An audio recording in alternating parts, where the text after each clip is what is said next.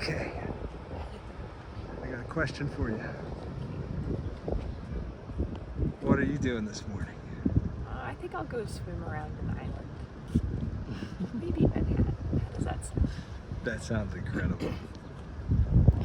How'd you sleep last night? I slept well. Yeah. Yeah. Excellent. How does the water look? It looks choppy. And it's windy out, so. But the moon looks amazing. Remember the night you met me? Yeah, I do. And you thought I looked homeless? Or at least kind of crazy. Yeah. I don't think that anymore. Well, my oh my is the shoe on the other foot. Do I look homeless and crazy now? No, you look beautiful. I love you. But yeah, you totally look homeless. Well, I had to wear clothes I was willing to throw out on the off chance that, not off chance, it's a pretty good chance that it's all going to get gross.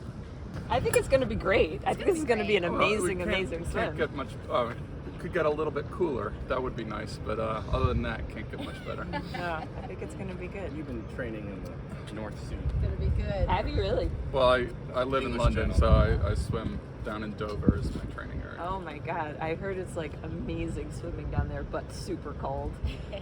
You get used to it very quickly. Okay. Where are you from then? I'm originally from New Jersey, New York, but I lived out in Oregon for a while, and the lakes out there get very cold because of the altitude. And the runoff, right? Right. Yeah. Exactly. So I acclimated to cold water swimming, but Yeah. it's still not pleasant. That's pretty long. Yeah, it was 32 hours, so that was. Oh, so this is nothing to you. You know, it's funny. I was trying to convince myself that this morning, but yet I'm more nervous than I've been for any other swim. So I did the length of Tahoe last year. It took me 3 tries to do that. So yeah, I probably don't need to review any rules with you because you know the rules of marathon swimming at this point. Oh, just to get it going. Okay. John says he's had 20 people on that boat. What? Yeah. Not sure how. The rim. See if I'm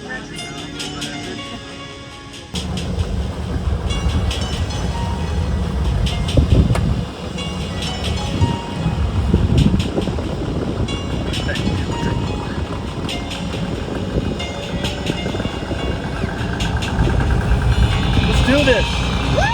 Woo! How you feeling? You pumped? Feeling good. You ready for a kick-ass swim? Absolutely. Yes. What are you thinking?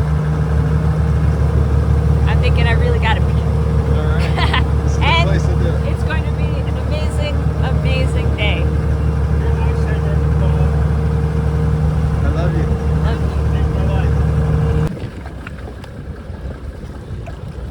Alright. Am I getting in the water before? I'm gonna bring you I can bring you closer. Oh, okay. I just wanted to get him in the water. I didn't know which way we'd be drifting yet. But Yeah, you're gonna get in the water. You'll get yourself situated around the start point, and then I'll start you.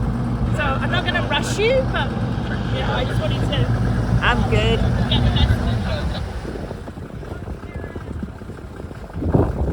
it. Okay. All right, babe. You got this. Go kick ass. Got it?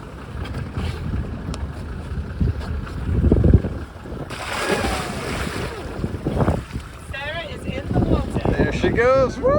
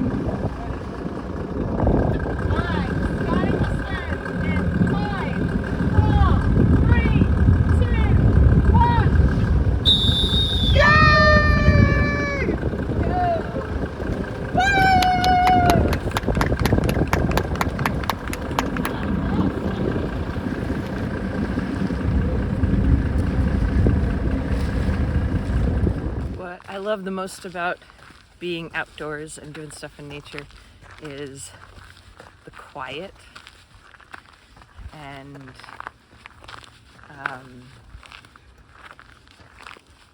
the ability to be introspective and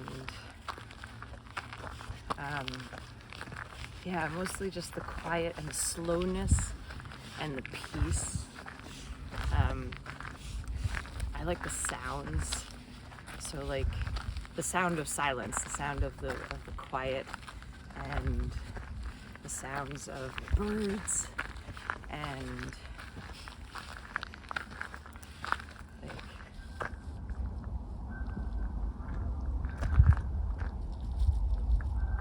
I like feeling the breeze. I like feeling the sun. I like seeing the blue of the sky, the green in the trees. I love that it doesn't change very much, that it's very slow, relatively speaking. And it just exists. And so when I'm out in nature, when I'm out in the outdoors, I can just slow down and I can just exist, and my brain can just be peaceful or work through things, or I don't have to worry about, I'm not being hammered by stuff. Yeah. The current's gonna take us, so let's just go. That's why I'm bumping up right here.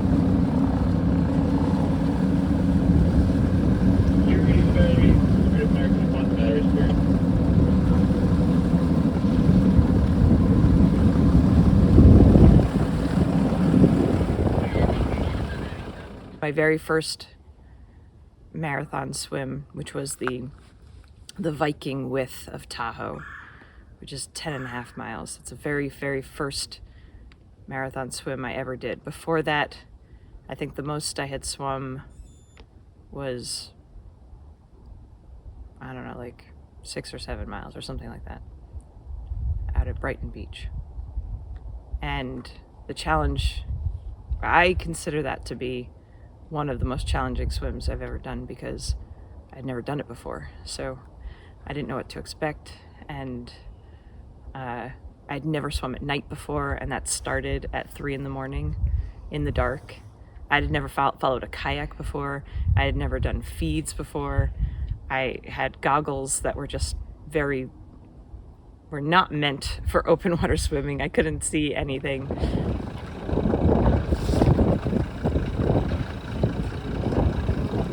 When I did the North Shore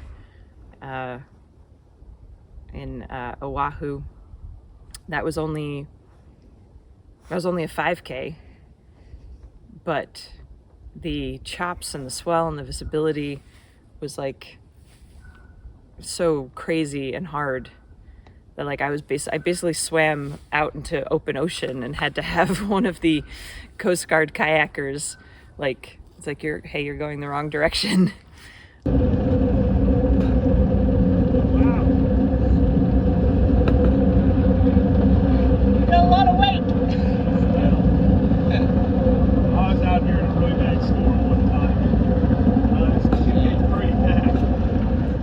The scenery is going to be like flying past. So swimming under bridges. Woo! Yeah! Like there's going to be so much more. I think, and we'll see if this is actually true. I feel like the mental game is going to be a much, much different experience. And the swimming itself is going to be different, but I feel like the mental game is going to be a much, much different experience than everything else that I've encountered. Because, you know, when you're in the middle of a, 22 mile by 12 mile lake, you don't see things. You're just in this giant blue vastness, which is beautiful and gorgeous and peaceful, but it's like the same thing over and over and and over, and you really have to get into a very specific mind space. So I feel like with 20 bridges, it's going to be much different.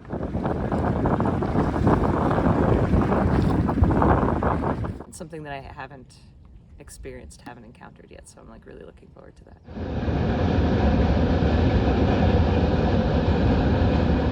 The most challenging swim I've done so far would really depend on what challenges you're asking about. So, you know, Bermuda, circumnavigating Bermuda is kind of like the obvious, because it was 32 hours, it was overnight, it was in highly salinated water, there were jellyfish, you know, just by the sheer scope of it.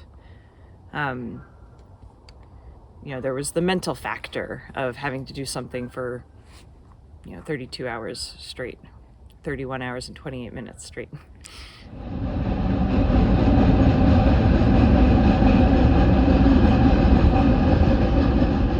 Maui swim, the very first Maui Channel swim that I did, it was like the swells were the biggest swells I'd ever encountered in my life. Like they were washing over my escort boat.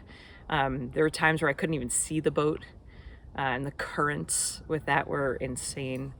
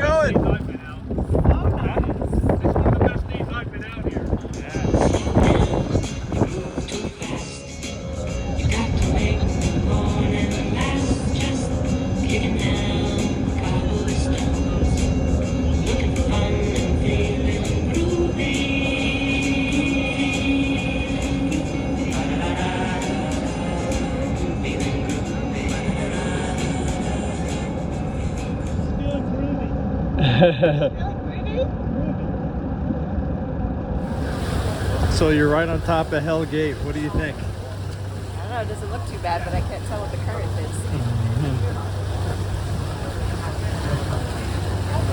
Watch the birds. Are the birds floating the wrong direction?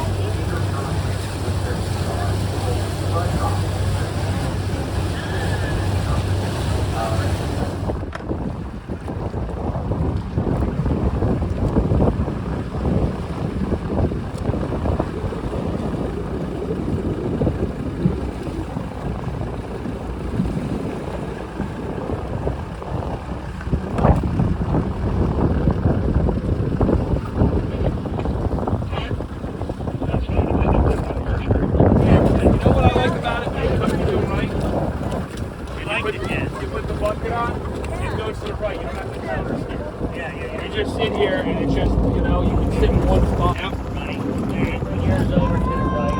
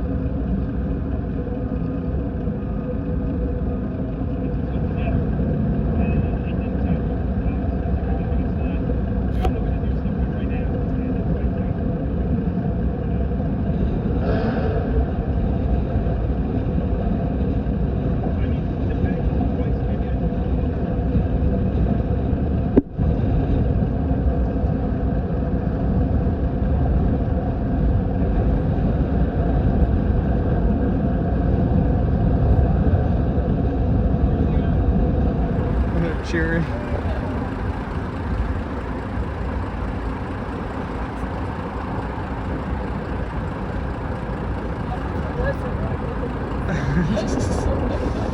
Now the rhythm's all screwed up.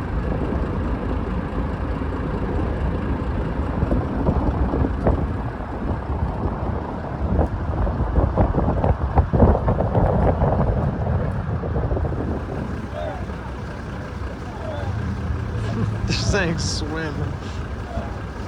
Love it. Maybe they're not. Maybe they're saying something else. I thought they're saying swim. I think they were saying swim. I don't know what they're saying now.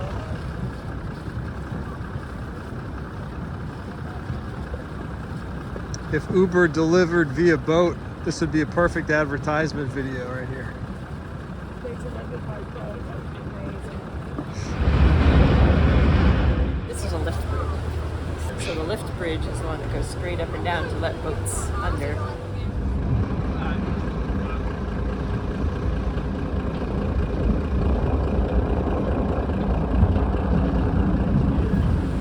That's a swing bridge.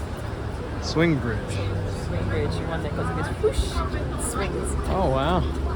See the center? So it rotates around the center? Yep.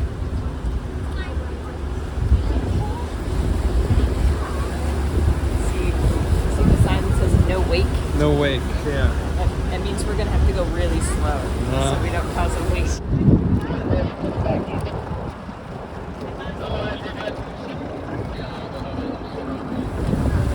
So two of the swing bridges, at least two of them, were constructed way upstate New York and came down the Hudson and around the bottom of Manhattan and under all these bridges to come to where they are now.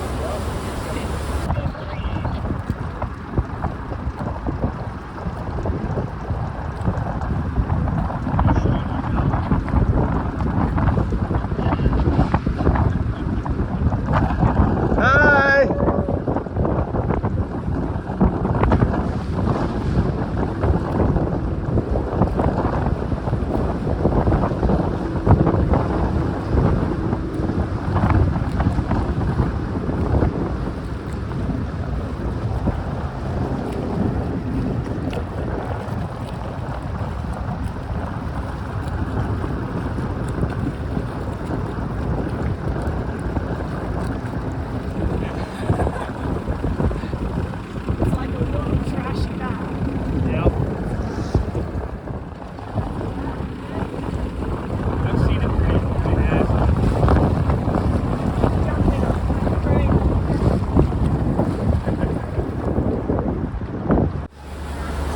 the 145th Street Bridge.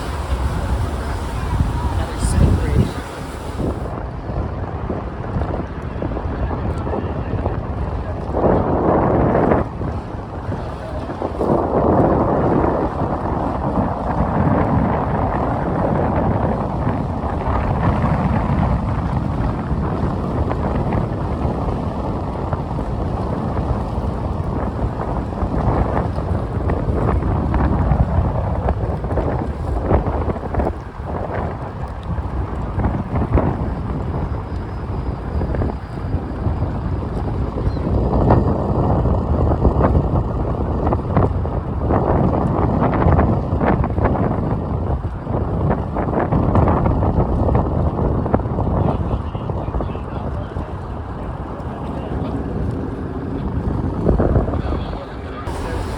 After the 145th Street Bridge is McCone's Dam Bridge. That is the oldest bridge, oldest something bridge in New York City. It was built in 1895.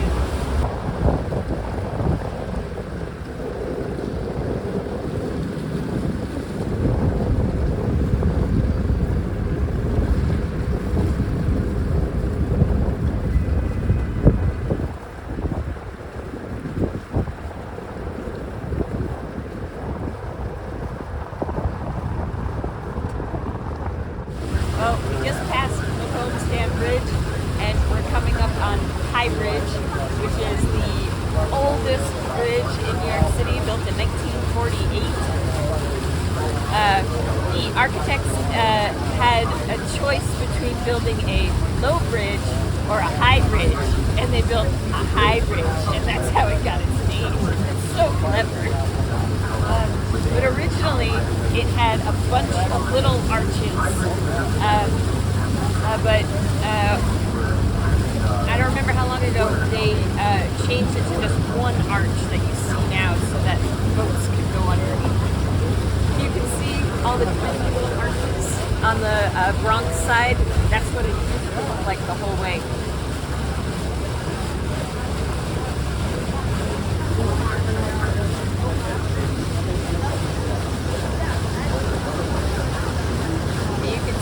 Got quite a few bridges in succession here.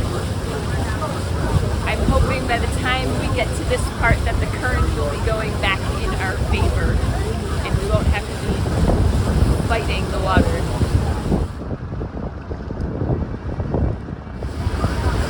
The bridge after that is the Alexander Hamilton Bridge. It was built in the 60s and it is the youngest bridge in New York City.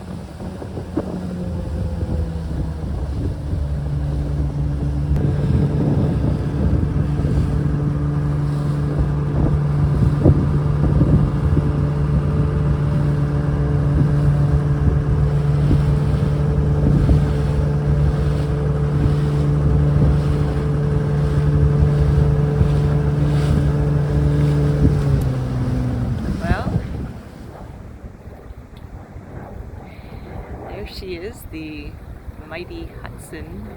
And I don't know if you can see it, there's the little red lighthouse. About 4 weeks ago, actually I think it's exactly 4 weeks and a day, a month and a day, I was swimming underneath that bridge.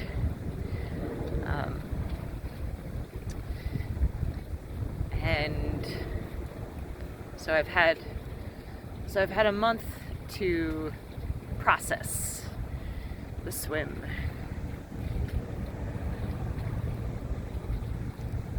It was a very mentally challenging swim. It was relatively physically challenging. You know, you can't swim for a little over 8 hours and not be tired.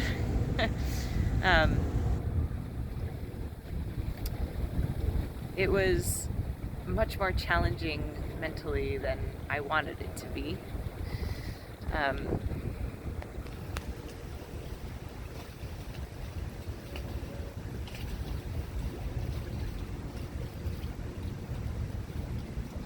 But I'm glad I did it.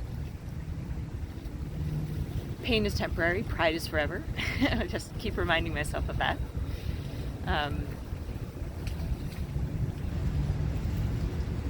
It was a good reminder that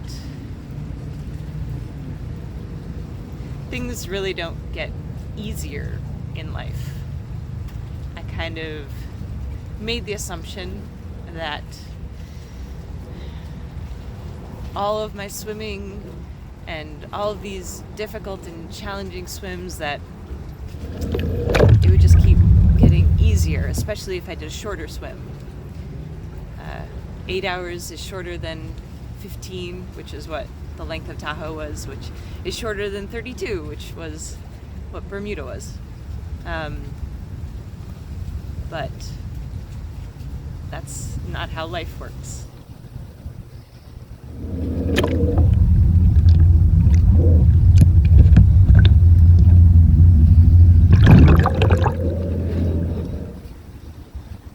Life is always ready to give you a challenge,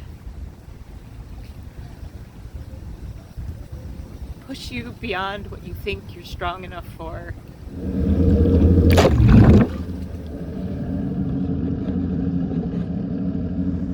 There will always be new obstacles.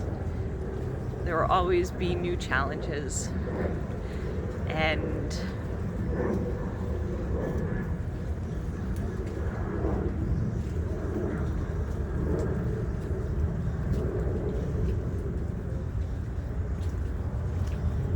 thank you, Lady Hudson River, for reteaching me about life's ever-evolving challenges, and for keeping me safe, and for helping me go 5 knots an hour, which was amazing. I will never experience that ever again. Yeah. It's very true that the pain dissipates and you tend to only remember, or the memories, the things that linger are the positive things. So while I was swimming, right there, I was thinking the pain-joy ratio just wasn't worth it, and I would never do another long swim again. But true to form, I can't imagine not doing another long swim. And I survived, clearly. I'm already thinking and planning about what to do next season. Wondering processing what I learned from this. Maybe this is the universe's way of just strengthening my flexibility and my resilience to just keep moving forward in the world. The universe's way of putting really beautiful, wonderful people in my life. Hey, Matthew, Yeah. I love you. Aw, I love you. People on my crew were just incredible, really amazing. I feel like even if I never speak to them ever again, which I hope I do, but even if I don't, I feel like I've made kindred spirits for life.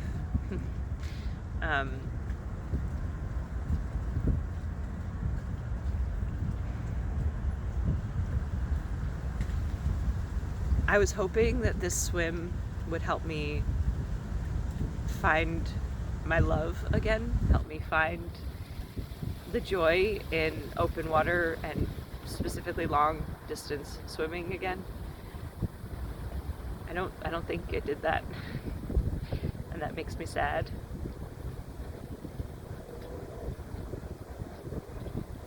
But as time goes on, maybe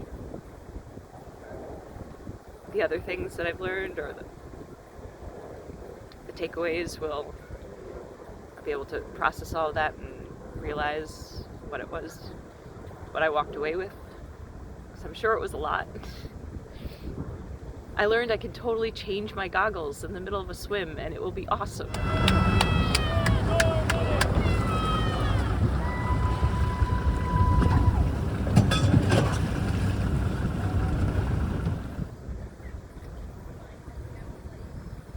I'm glad I did it. Absolutely no regrets.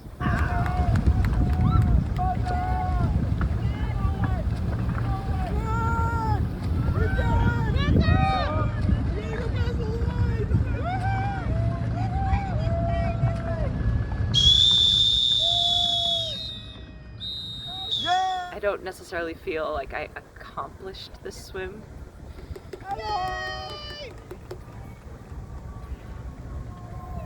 Like, I look out She there did it. and I still feel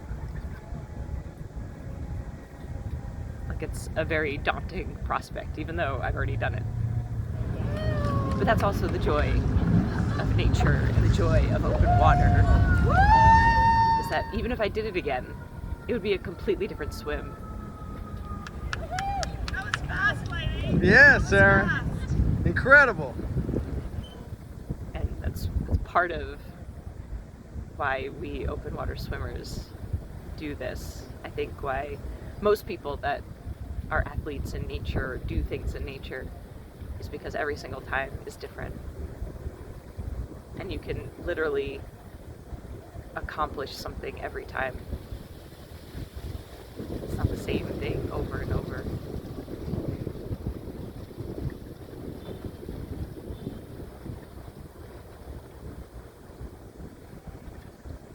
I feel very awed by all of the bodies of water that I've ever swam in. I feel inspired by all the swimmers that have done any swim. And I'm a little jealous of the swimmers who do find that deep joy that either I never had it or I've lost it.